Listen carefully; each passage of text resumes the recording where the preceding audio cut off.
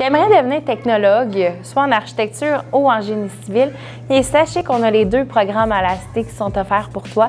Donc, ce sont les deux des programmes de 3 ans et regardez bien les super beaux laboratoires. Bienvenue dans notre lab de génie civil construction.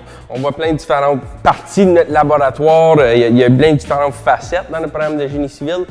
Côté arpentage, vérification de projet, testage de béton, estimation de projet, vérification de chantier, il y a plein de différentes belles choses. Fait que si vous êtes intéressé là-dedans, ça vaut la peine de venir découvrir. Ce qui est important de savoir, par exemple, dans nos programmes de génie à la Cité, ici dans nos programmes de 3 ans, vous allez devenir technologue dans le domaine. Fait que c'est quand même des excellentes carrières, des super beaux programmes.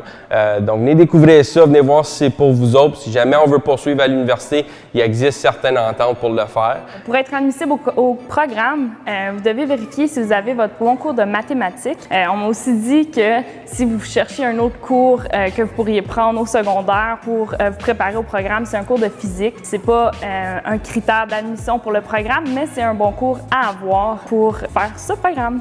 Je suis présentement à une des stations de travail de dessin dans le programme d'architecture. Fait que c'est une de nos salles de dessin.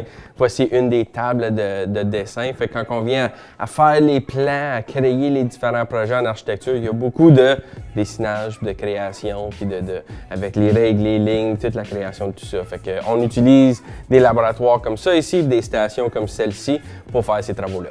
Découvrons maintenant le domaine électronique. On a 2 choix de programmes, 2 programmes intéressants qu'on offre à la Cité. On a un programme de 2 ans. Donc, si vous êtes passionné par tout ce qui est électronique, vous aimeriez comprendre le fonctionnement des circuits, c'est des programmes qui peuvent vous intéresser. C'est des programmes qu'on offre. Donc, le programme de 2 ans, quand on termine ce programme, on travaille comme technicien et on peut ajouter une année de plus pour pouvoir travailler comme technologue. Ici, on est dans le laboratoire des programmes d'électronique. Donc, en électronique, on a 2 différents programmes, des programmes de 2 ans et un programme de 3 ans. Donc, dans le programme de 2 ans, tu apprends c'est quoi un circuit. Puis dans le programme de 3 ans, tu apprends comment designer un circuit. Donc, inscris-toi en électronique. Parfait. Je vais juste prendre un petit moment pour vraiment vous expliquer c'est quoi les différences entre, par exemple, un programme postsecondaire et un programme d'apprentissage. On va commencer avec les programmes postsecondaires. Celui-là, c'est simple. C'est comme la majorité de nos autres programmes à la Cité. C'est un programme qu'on va faire demande d'admission. C'est ensuite de là qu'on va faire des cours, on va faire des stages, on va faire des choses qui sont en laboratoire, en salle de classe, comme tout autre programme. OK? Ça, c'est juste important. Tu vas trouver une base dans le domaine. Tu vas faire, par exemple, je regarde la soudage, je regarde la technique de chauffage, je regarde l'électricité, génie électrique, des choses comme ça. Ces programmes-là, ça, c'est des programmes postsecondaires où on peut justement faire une demande d'admission pour rentrer dans le programme.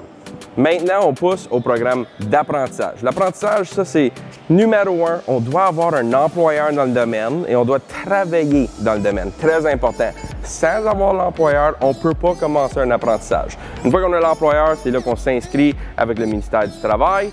Ensuite, on choisit, regarde, je vais venir étudier à la Cité, puis là, je vais aller faire mes différents niveaux. OK? Puis à la fin des niveaux, tu as des examens tout au long, puis tu peux aller chercher ta licence officielle. Fait que ça, tu regardes des programmes comme plomberie, électricité, je regarde en arrière de moi, là, tout ce qui est maçonnerie. Ça, c'est des programmes d'apprentissage. Fait que c'est important de savoir la différence, parce que malheureusement, si on n'a pas d'employeur dans le domaine, on ne peut pas faire le programme. Fait que pour vous autres, si jamais, number 1 step, trouvez l'employeur, cherchez avec des centres d'emploi, essayez de trouver des gens qui cherchent des apprentis.